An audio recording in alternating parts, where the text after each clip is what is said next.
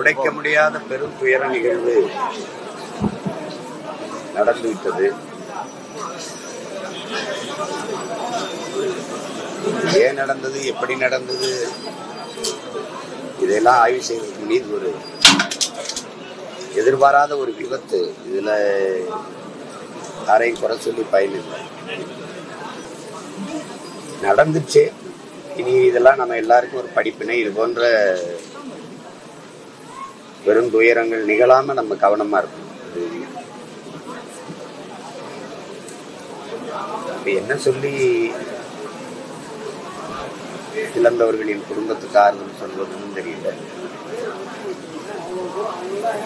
மொத்தமாவே இந்த நிகழ்ச்சி இந்த வேதனையான துயர நிகழ்வு எல்லாரையுமே அப்படியே அதிர்ச்சியில உரைய வச்சிருச்சு. உலகெங்கும் இருக்கிற மக்களை, இதை பார்த்த மக்கள் எல்லாரையுமே, யாருக்குமே என்ன சொல்றதுன்னு தெரியல.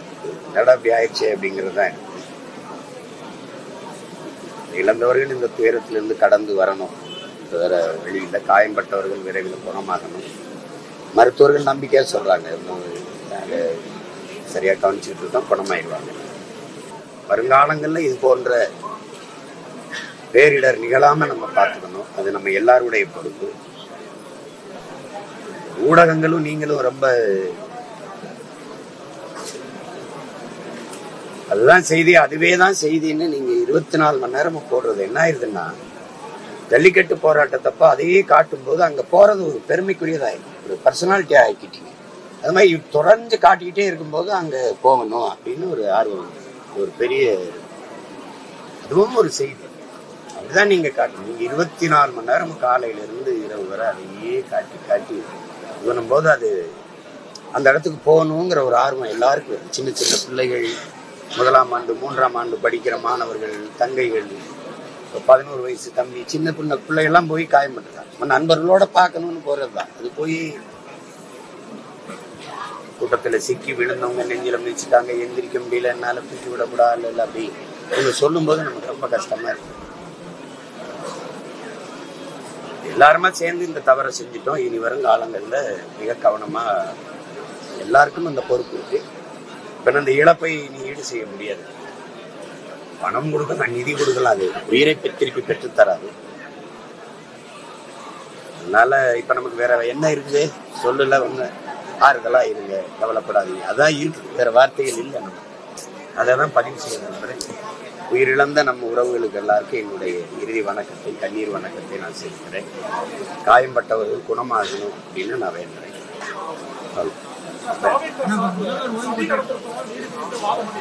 யாரு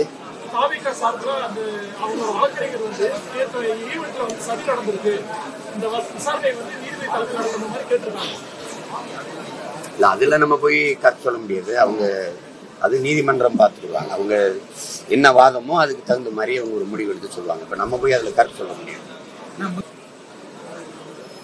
அதேதான் நடக்கும்.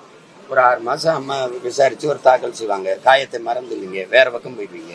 இன்னும் 2-3 மாசத்துல தேர்தல் தீவிரம் அடைஞ்சிச்சுன்னா இதை யார் பேசுவா? இன்னைக்கு செய்தி நாளைக்கு செய்தி. எல்லாரும் குணமாயி போயிட்டாங்கன்னா அடக்கம், இறந்தவர்களை அடக்கம் பண்ணிட்டா அது அதோட முடிஞ்சு, செய்தியும் அதோட அடக்கமாயிடும். அப்புறம் இது என்ன இருக்குது, நடவடிக்கை என்ன இருக்குது? இது ஒரு எத்தனை ஒரு நபர் நீதிபதி விசாரணை நம்ம எத்தனை பார்த்துருக்கோம். இது என்ன புதுசா? இது ஒண்ணும் இல்லை. இதுல விசாரிக்க என்ன இருக்கு? தெரிஞ்சிருச்சு, வெளிப்படையா நெரிசல்ல சிக்கிட்டாங்க, நம்ம பிள்ளைகள் இறந்துட்டாங்க, அவ்வளவுதான். என்ன விசாரிச்சாங்க? தங்கச்சி ஸ்ரீமதி மரணத்துக்கு விசாரிக்கிறாங்க, இன்னும் தான் விசாரிக்கிறாங்க. அமெரிக்கா, ஆஸ்திரேலியா, ஆப்பிரிக்கா எல்லா நாடுகளுமா விசாரிக்கிறாங்க. ஒரு கிராமம், அந்த கிராமத்துல என்ன நடந்திருக்குன்னு விசாரிச்சு சொல்றதுக்கு அறிக்கை தாக்கல் பண்றது இவ்வளவா? அது ஒரு சடங்கு. அந்த சடங்கை அரசு செய்து நம்ம அதை ஏற்கணும். நீங்க அப்படிலாம் ஏற்கணும். இப்ப மற்ற இடங்கள்லாம் பாதுகாப்பு பண்றாங்க. இன்னைக்கு அதுல ஒரு தம்பி நான் கூட ரொம்ப அவரை கட்டி பிடிச்சு வாழ்த்துனேன். பல பேரை தூக்கி கொண்டு போய் இந்த அவசர ஊர்தியில சேர்த்து இது பண்ண ஒரு காவல்துறை இளங்காவலர். அவர் என்ன சொல்லலாம்? இதெல்லாம் அப்படிலாம் சொல்ல முடியாது. இத்தனை ஊர்கள்ல அவர் மிகப்பெரிய கூட்டத்தை கூட்டும் போதெல்லாம் பாதுகாத்தம்ம வடக்குன்னு அப்படி சொல்லிடக்கூடாது.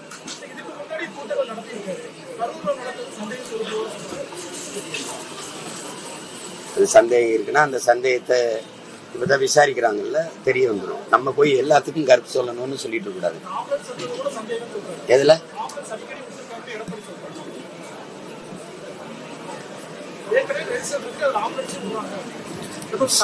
எனக்கு சொன்னது என்னன்னா, ஏற்கனவே ஒரு பகுதியில மயங்கி விழுந்த அந்த கூட்டத்துல வந்த ஒருத்தரை தூக்கிட்டு போன அவசர ஊர்தின்னு தான் எனக்கு சொன்னாங்க.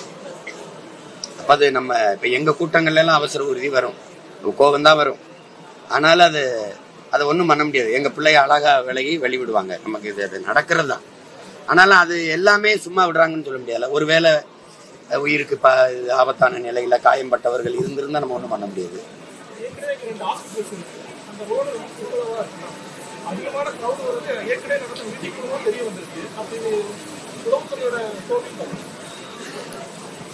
அவங்க சொல்றது நாங்க ஒரு இடம் கேட்டோம், அந்த இடத்துல கொடுத்துருக்கலாங்கிறாங்க. அது இப்ப பார்க்கும்போது கொடுத்துருக்கலாம்னு நமக்கு தோணுது. அவங்க என்ன கணக்குல இந்த இடத்த தேர்வு பண்ணாங்கன்னு தெரியல. அது கேட்டா எதிர்கட்சி தலைவர் ஐயா இங்கதான் கூட்டம் போட்டாங்க, அந்த இடத்தையும் நீங்க பயன்படுத்திக்கீங்கன்னு சொல்றது. இப்ப இந்த மாதிரி இதெல்லாம் இப்போ தம்பிக்கு வந்து இப்ப புதுசு. எனக்கு 15 வருஷமா இந்த அனுபவத்துல நான் ரொம்ப பக்குவப்பட்டு அதான் நடக்கும். எனக்கெல்லாம் எங்க சனம் வராதோ முட்டு சந்து மூத்திர சந்துப்பாங்க அங்கதான் கொடுப்பாங்க எனக்கெல்லாம். சரி என்ன பண்றது, இதை கடந்துதான் நம்ம வந்தாக வேண்டியது. இல்ல திட்டமிட்ட சதின்னா அதை நம்ம வந்து சான்றுகளோட நிரூபிக்கணும். நம்ம பேசும்போது அந்த வலியில வேதனையில ஒரு வார்த்தையை நம்ம சொல்லுவோம். இப்ப அவங்க தரப்புல பார்த்தா அவங்க சொல்றது சரின்னு படும், அரசு தரப்புல வேற ஒரு காரணம் சொல்லுவாங்க. இப்ப இந்த நேரத்துல வந்து அதை விவாதிச்சுக்கிட்டு இருக்கிறது வந்து சரியானதா இருக்காது. ஏன்னா நம்ம ஒரு 2 உயிர் இல்ல 40 உயிர்கிட்ட நம்ம இழந்திருக்கோம். அந்த அவங்க இழந்தவர்கள் குடும்பத்துல ஒருத்தனா நின்றுதான் நீங்க இதை பார்க்கணுமே ஒழிய இதை போய் கருத்து பேசிட்டு ஏற்கனவே காயம்பட்டு இவங்க பாரு என்ன பேசிட்டுக்கலாம்னா அந்த சாவு வீட்டுல நின்று பாத்தீங்கன்னா அந்த சாவு வீட்டுல இருக்கிற ஒரு மகனை நான் பார்த்தா ஐயோ ஐயா என்னையா பேசிட்டு இருக்கீங்கன்னு வரும். அந்த மனநிலையை தான் நீங்க இதுல பார்க்கணும். இது வரலாம், தம்பி வரலைனாலும் மற்றவர்களை வருவாங்க, வர சொல்லுவோம். மற்றவங்களை தம்பி புஷியானந்தையோ ஆதவையோ வந்து பாருங்க ஆறுதல் சொல்லுங்கன்னு சொல்லுவோம். அது செய்வாங்க. அதெல்லாம் அப்படி ஒன்றும் ஒரு பெரிய அரக்கர்கள் ஒன்றும் கிடையாது. நம்ம பிள்ளைங்க தானே வருவாங்க. காவல்துறையோட நிபந்தனைகள் வந்து பின்பற்றாதனாலதான் இந்த மாதிரி நடந்திருக்கு, விபத்து நடந்திருக்குன்னு சொல்றாங்க. இப்ப காவல்துறை நாங்க சொன்ன விதிமுறைகளை பின்பற்றல. அவங்க வந்து இதுல ஏதோ சதி இருக்கு. இது அல்ல. இப்ப இழப்பு தான். இறந்தவர்கள் தான். இப்ப அந்த துயரத்துல நம்ம பங்கேற்று துயரத்துல நிக்கிற அந்த குடும்பத்துக்கு நம்மளால முடிஞ்சா 2 வார்த்தை ஆறுதல் இல்ல அவங்களுக்கு, அதுதான் இப்ப தேவைப்படுது. இதை போய் பேசிட்டு வேண்டியதில்லை. இப்ப நடந்துருச்சு, கேட்டிருந்தா அப்படின்னா கேட்கல, நடந்துருச்சு. இப்ப அதுக்கு போய் என்ன பண்ண முடியும்?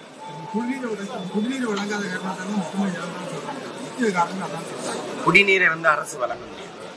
குடிநீரை வந்து அரசு அத்தனை பேருக்கு வழங்க முடியாது. அதாவது நம்ம பிள்ளைகள் எடுத்துட்டு வந்துடணும். விளங்குதான் நான் சொல்றது. இப்ப கூட்டத்துல என்கிட்ட தண்ணி இருந்தா கூட அங்க நிக்கிறவருக்கு எப்படி போய் கொடுக்க முடியும்? இப்ப நம்ம பிள்ளை இப்படி வரும்போது அவங்களே ஒரு போத்தல்ல ஒரு தண்ணீரை எடுத்துட்டு வந்துடணும். 4 மணி நேரம் 5 மணி நேரம் நிக்கிற மாதிரி இருக்குதுன்னா அப்ப அதுக்கு தயாரா வந்துடணும். அதுக்கு வந்து அவங்கள குறை சொல்லி இவங்களை குறை சொல்லி யாரை குறை சொல்லுவீங்க? எனக்கு தண்ணி இருக்குது கொடுக்கணும்னு நினைக்கிறேன், இவர் கொடுத்துருவா இவர் கொடுத்துருவா. அங்க நிக்கிறதுக்கு எப்படி கொடுப்பேன்? எப்படி போய் கொடுக்க முடியும்?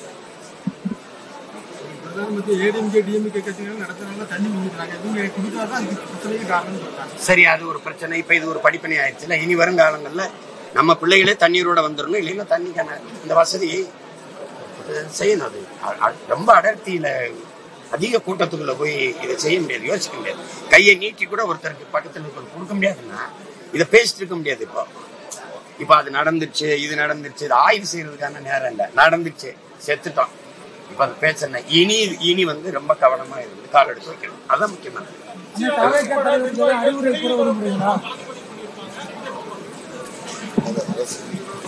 இது வழக்கு, அதை எதிர்கொள்ளுவாங்க. அரசு நெரிசல்ல சிக்கிட்டாங்க. இப்ப அது மாதிரிதான் பார்க்கணும். இப்ப இது வந்து ஒரு வழக்கு, அதை எதிர்கொள்ளணும். நம்ம எதிர்கொண்டு போய் இதுல எந்த தொடர்பும் இல்லை, இது வந்து எங்களுக்கு இப்ப நம்ம வழக்கு புனையப்பட்டவங்கலாம் அவங்களாம் அந்த விபத்தை திட்டமிட்டு ஏற்படுத்தினாங்க அப்படி பார்க்க முடியாது. இல்ல அப்படி பார்க்க முடியாது.